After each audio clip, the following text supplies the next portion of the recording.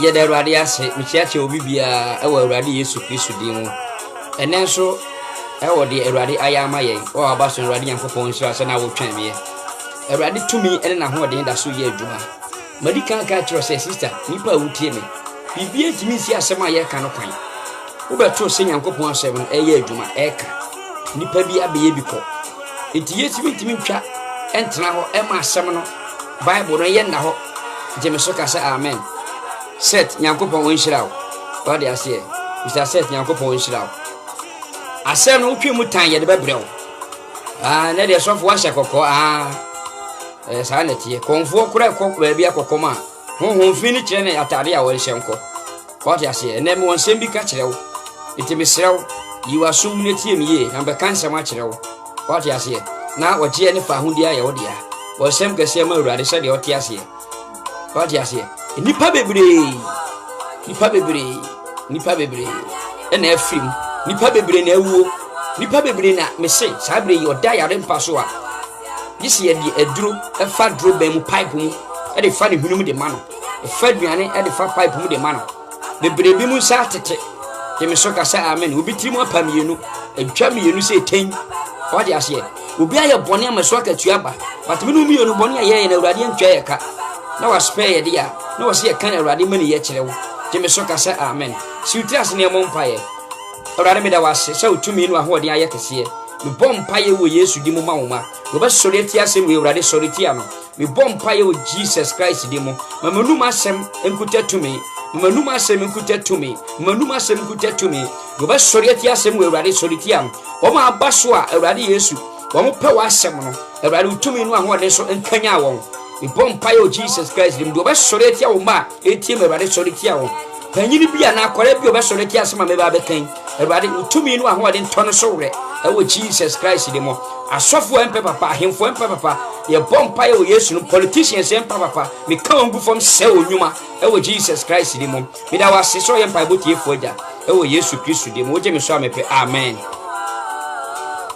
anumere mo wansam bi ka kire wo ansa ro bi be sha atare kokko no na wo de e kire obi sha atare fufu e wo kire de e kire ye me so kasa amen me won sem bia me be ka kire wo na nsem no bia enyina so no ntie ne ye what ya say enyama bebre na ekoso wo man we mu nipa bebre ka beti nipa mfa ye de wo ye da uboni ye shauka definitely asem de Awurade de ama ye se ka but ye kana wantia ye ni problem ye me so kasa amen me se me kana wantia me ni problem ye wa baso no Yankopɔn nhyira frempɔn kwa me Awurade Nyankopɔn onhyira pa je me so kasa amen o ta hwem Nyankopɔn nhyira o pa Awurade asem sa do bi ti wi nwura mu num wi je me so kasa amen obi so miami abaya bi o school dan bi achi so watimanya ta mu ahwem de a Awurade o yo don fo mo buru ho so be yiwa free nyama boni bi ele mo any captivity bi Awurade be yiwa free mo e wo Jesus Christ de mo enne me pese me kan kure kire nipa na me kire ba bi a wi ase ne Ghana ba bi a yaduru je me so kasa amen they say Ghana ye nyina no kurem Ghana ifiri akora so kosi panyini so enyina nukurem je me so ka se amen yetimi aduaduamu ehu asofo omo ye papa ye bone asofo omo ye fake je me so ka se amen yetimi aduaduamu o me pese me ka asem kire nipa we ya to buase tie me amake ma abonu bebem na me pese me bie we me pa ni a kire o keke je me so ka se amen yetimi atena se aduaduamu ayi nipa em ye pa asofo a eye fake yetimi de ma batu bia guo manum ase no kore je me so ka se amen yetimi nuaduamu nyi nipa se ye hwe asofo a evangelist adifo a pastors fo tete aso de mu tichi yie e bompa ye tichi manfo ni ye ma amro be se wo mo e sakra wona edi adanse wona ento anonte wo ye ne ye mo pa si ye nkwa hwe o mo ne mo ma ba so se o ma ya de o mo nye ka anyi mfidie nko mmoro no so nko preach je me so ka se amen but o man no etimi ehunu nipa oye fake ni ye kana asem je me so ka se amen etene nipa on wo kwa nyina obi tetew bone no de aka wanim obi pese wo tetewa anu nya bibi asem e ka kire wo je me so ka se amen adwuma na ye nyame adwuma na ye hwe lawyer enya asem a ye nkan te se sofo ni lawyer enya asem a be gya lawyer ne de ato ho mi hwa ye nyina ye penkwa die o Jeme so kasa amen. Me se mbese me kan sem kire na we nya manifesto na me kenkanya ka set na me boy me na me kasa. Bidian evangelist Anthony Kefusu. Ube hu me Kumasi Ghana ebu akwa. Website where I ya Santo Ages no 05433069 another 69. Oje me so me pe amen. Me da asafo e fe na let there be light. Enya han na ye han. E wo Kumasi esu ebu a. Vikendi school junction no so pepepe. We see a hospital we fe na Maranatha. We don't find number na bitima ba wudam na ma kire oyi no otimi aba me abesom je me so ka se amen me serew de ekoso no yetimi ehunu sofo a oye fake onye papa on preach gospel otontonia ma wa so dem yetimi ntrase kire se emfa matu dwa internet social media so sofo we de anuanom obi ankopen kire ntie wo ho na ho na oje nfa hodie ba what you say discrimination Jeme so kasa amen. Emane nyonwa. What you say? Emane nyonwa. Enipa biara wasasi su bia a wo ye sofo, wo ye Kristo ni papa bia no. Wo otitafo mo ye bas. Enipa bonifo a wo mo tita wo se de be benya ho asem de akọ. Jeme so kasa amen. Memi wo hoyi ye wo nipa esi abo mo pa akọ mo teteme. What you say? Jeme ye adwuma na me ye adwuma ho te. Ena me kasa so me kasa se me ka we mu de no magya we de bi nya awurade amfre me sa ene wanfa hu so ama me je me so kasa amen wa ma me hu se me fan kasa na me kasa me mama to se bi na we de we panyini je me so kasa amen nya me osoro panyini je me so kasa amen nyankopon osoro panyini so bebu na tai nti asam no de wo ma no wafa we nya tibididie we nya pa boss ye me kuyen je me so kasa amen we nya kye bible na mbeken kan kye ne ma kire wo mu unim mu so obi to bible no wa kire wo mu a nya de o kire wo mu na no yese mo bufu no Jeremia asem na me ba be kan aba kire wo je me so kasa amen ani titu asem na me ba be kan kire wo nti so office asem na o mo kan ye ohi na ye otan a no ma kire ba bi o mo kokoche ye kokotu o mo funu na yesi o mo ba de ase ye bi e do mo koto adam na mu no ma kire ba bi a o no akwakoche no sa de ntina Jeremia akan sa Jeme so kasa amen. He say kana fo tuatea. Obia ye du ope. Obia ye du ope. Emra chibi. Jeme so kasa amen. Ene wo mre wo aban mu a emra nche because o panyini. Emra ne che ne pe no afre panyini. Me fa cho we dia se bi na menya na me ne nkura no. Because the officer do gina kwan na won na sia no. O ya akora se panyini na se. Na panya ka che se we dia me fa cho makura na munya no. Na ni pani din kwase asem o we ja no. Ati ase. Iti ne ma se no matu din se nkwase asem ne bone. Jeme so kasa amen. Kwase asem ne bone na ekoso o Ghana ha. Kwase asem ne bone na ekoso o Ghana ha. Bebre politicians. Bebre dia bone fo sem. Bebre ya sofo, bebre ya hemfo. Bebre ye Kristofo etetia so dem. Bebre dia bone fo sem. Din kwase asem ne bone. Jeme so kasa amen. Utin kwase asem ne wia no afre panyi bi na panyi na ka tense ko. What you say? Utin bone ni wia na panyi na ka tense ko. Because womo na bo aban mu. Na muntie ne ye. Ebia na NDC ni we MPP ni tie ne ye. Jeme so kasa amen. Enya mu party ne bebu atan. Ena ya na ye me de no. Party bia wo bia enya ne bebu atan. Jeme so kasa amen. Me ye Ghana ni na me kasa no. Yese me free baby na abesra mo. Jeme so kasa amen. We a politician obebu atan. We a Christian obebu atan. We a aban adwuma ni obebu atan. We a police ni obebu atan. We a army commander soldier ni obebu atan. We a shofo obebu atan. We a sorry koni na kwa sorry. A so ye Christian ni je wo ye bia bebu hu atan. What you say? Ndi wo say enkwase asem ne bone na ekoso ne. What you say? Mami fan free Jeremiah chapter 4 verse 22. What say if he say me man agimi onim me. Jeremiah na twere yo. Say me kyerɛ mu nkyerɛ wo. Wa wo tie me. Wo say o man no agimi onim awurade. Jeremiah chapter 4 verse 22 what na me kan yi. Wo say me man agimi onim awurade. Jeme so kasa amen. Yetimi bompa me yoku MP yehu de oku no nipa so ne oku no. Yenima awurade yenyina so tete aso dem o beti yenima awurade. Obi e police ni obekọ duty na ya bompa am yeku no yehu de oku no. Jeme so kasa amen. Obi ye sofo o ka no kunetimi ni yonku sofo etimi bompa emi yetimi kokono ye hunu okono obi aso ni mawurade ade ase ne bone ne nkwase asem na ekoso wo Ghana ha ne bone ne nkwase asem na ekoso wo man we mu jeme so kasa amen yetimi ehunu sofo a oye fake yetimi hu sofo o kan kore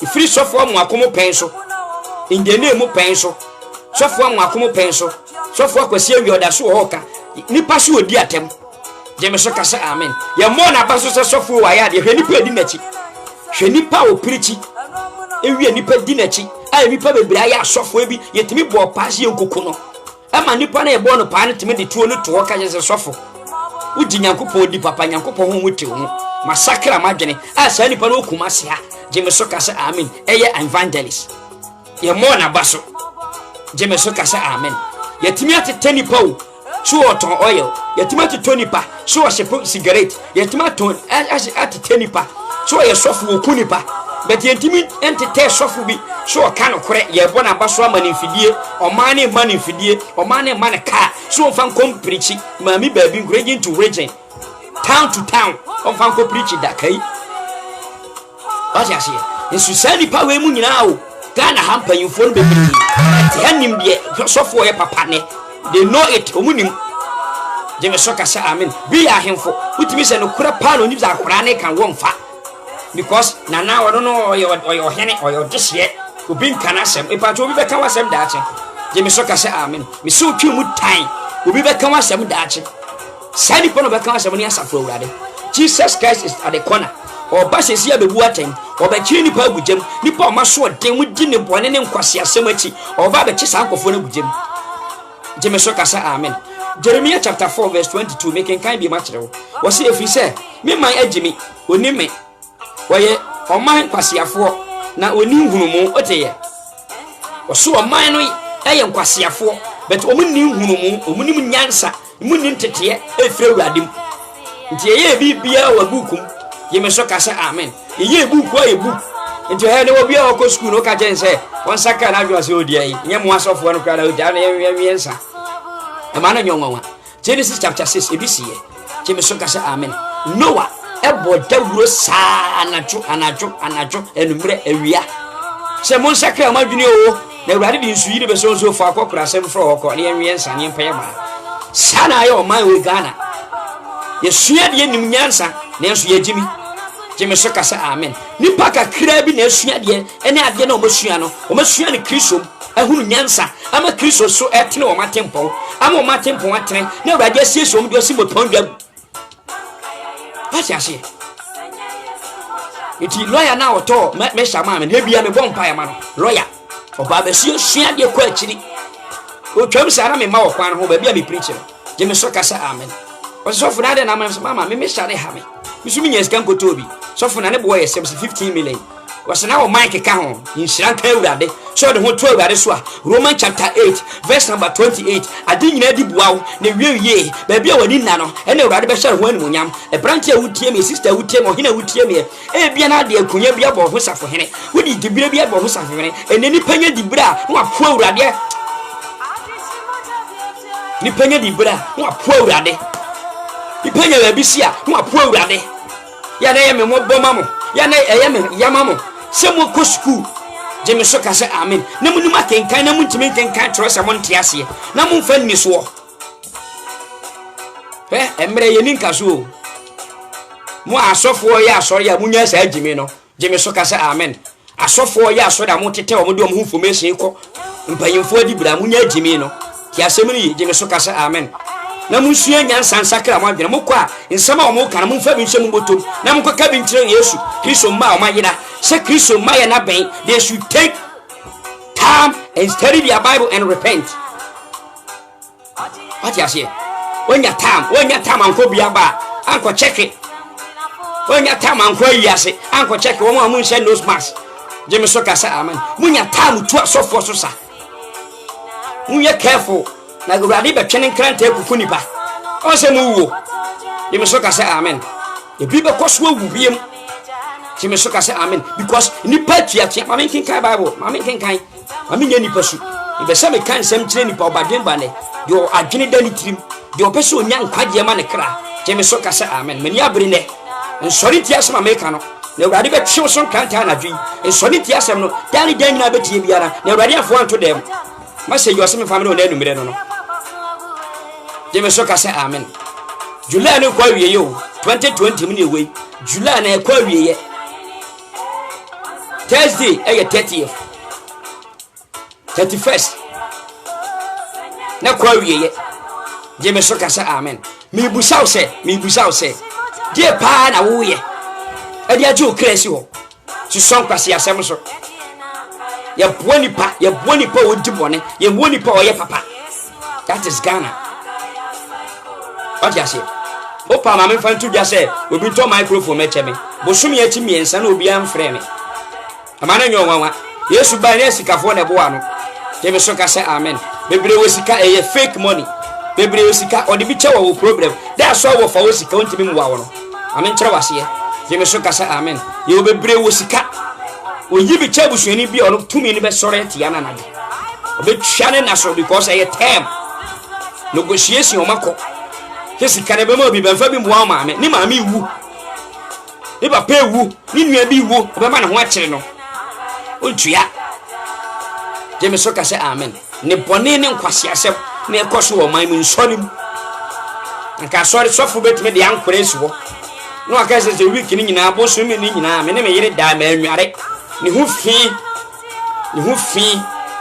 e nyina o nya sabi asem o ni hu fi nyina wa anware ni na mu fi nyina nkoko bi ro de na tete ye nwaabini o de na tete nyiro de gyina ankorem sensuo ma church members ya ko school a ma dwene de ho mo ani enso mo hu ade omo waso so mo ti asem ne so ma so asie no omo wani so mani afra o ma hu se sofo na gini ye o Christian council ya amfra sofo no jeme so kasa amen anka nyansa se man kire no we yesi to na so dim so son kwase asem so wo preach ye ne be sisa won fidie jeme so kasa amen hwe so e bia na pese stroke chew jeme so kasa amen e bia be so ano chia jeme so kasa amen e bia on pese wo bedidi aman kina ye ode si asikira ye ode jeme so kasa amen ensori ntia sofu bia enwo sra won so Awurade wo sra won so ensori entempane da na benya problem jeme so kasa amen ne bone ne nkwasi asem na ekosom o man we mu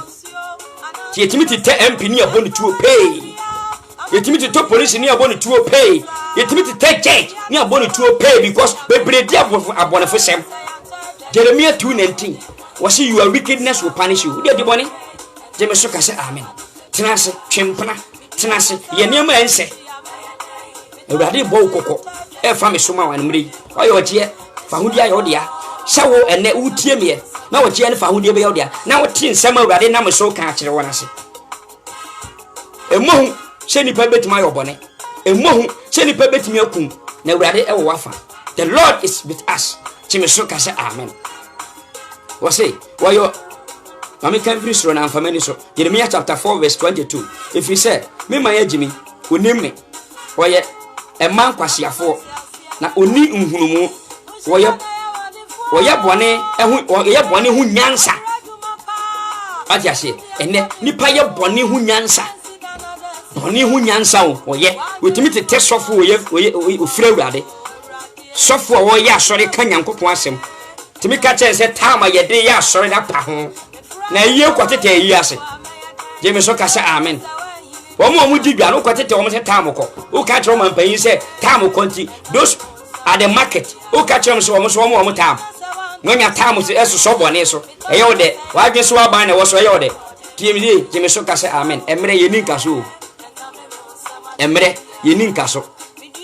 se emre di ka so a enka Dr. Kwame Nkrumah nku anwu amwa metena kunya no so jeme so ka se amen emre ye di kaso a enka ohene na o te wa otoso mienu no ka sa ohene ne to nka wa metena so jeme so ka se amen enka Jeremia mo enka yenya ba bi kura mpichi na ka ma no duru hen a menya ke kan afie kire ka me nduru so ke nduru mi so ke mo me din but emre ye ni kaso na hwe ye ne gedi papa wa asase so dan so be gedi mbone na du wachi akopu atemu Bidiani Evangelist Anthony Kefusu 05433069 let there be life founder Jemeso kasa amen e bia won kwa sore wo kwa sore on sakrai enye so me kwa asori na chese wanya nkwa yi o kwa asori ne sakra wadwene live sanctification life botene ni abrabo what you say ntene asofo e kan kran so ya no ya ne boa de mi ka obi kura to na de na akwa keke me se sakra je me so kasa amena yesu ma ya na ben no be twa gu sesere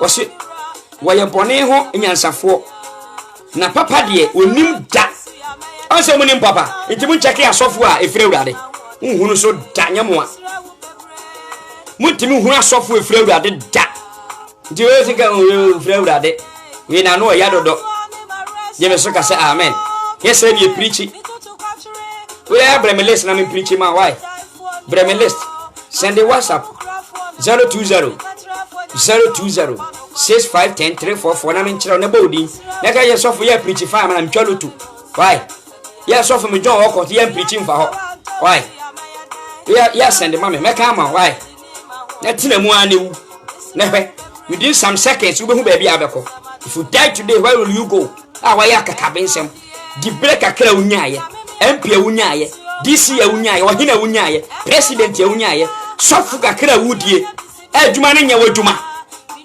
na ho sa no 1 Corinthians chapter 1 verse number 31 wasidi ho no ma no ho kristo so anya nkwa no mani pa bi so nkwa onya nkwa Jeremiah chapter 5 verse number 20 to 26 Jeremiah chapter 5 see me kan sama kire one wasen kwasi asem ne bone ha na mitim no title na wo all they say me message ni title no sorry message ni title na ha na wo kwasi asem ne bone na ekoso bia ye de wo pe ene Ghana pe MP disika ye nche no president disika ye nche no DC disika ye nche no o ka so mu ni sika sikani nyina na kom boto wo de fa Bible din se ne gina so na wa adome ho na hwe so betimi a ye me so ka se amen na asori treasure na wo wie sika asori treasure wo wie sika na sofo bi ne ma singers da bojaman ye ka kan ye sa ne preach yes ha ne kasa ye kasa sei sikanti hwe so do ba bia kwa jiska duru hwe store na se o store na wabie na dum no je me so ka se amen store na wabie ni Ghana no akra na wotie no tema na wotie no hwe store na wo ho hwe de wodi hwe ba bia otishe hwe ndura nam so eduru tama urade betwa wa baawo wa hwa mo gimi ache je me so ka se amen wose ni bone ni nkwasi asem wa mo adi nkwasi asem ache obetwe wo so afi na urade betwe wo so afele urade de nyama bone ebeto atoa wo ade ase Jeremiah 2:19 Madika kotu sa quotation was so bone ebetwe wo so your wickedness will punish you ade ase je me so ka se amen was munka we Yakob fie Isaiah chapter 5 Jeremiah chapter 5 verse 20 to 26 je me so ka se amen munka we Yakob fie na moma wanti ni Yuda se moma ne tene Ghana fo enum se panyimfo anim se muntie yi oman kwasiafo woni tire me na mtoroye je me so ka se amen ne ti so oman ni won kwasiafo bi omuniti ye ka so obi ni ti so obi a wabodam da so wa dress ete office oni abaya dance na wa fa adwuma uniti wabodam je me so ka se amen at the same time wo so kwa sore me mama hokotensi me ba me mama ke anya tam e madwuma no sabe lawyer bi tuen article osua law me so me die ni je me so ka se amen so re be save obi ni amfa na ntum onya sika so no boto me so dia me kire woni ama onya oti ama okra na me kire wono Jeremiah chapter 20 Jeremiah chapter 5 verse 20 was munka we Yakob fie na mma wonte no Yuda se muntie ye o man kwasiafo woni tire o wani na nso ohunu ade na obi kwa sori sofo no ye fake nso onim ohunu na nini omumyenu ye was spiritual eye and was physical eyes je me so ka se amen there was spiritual eyes and there was physical eyes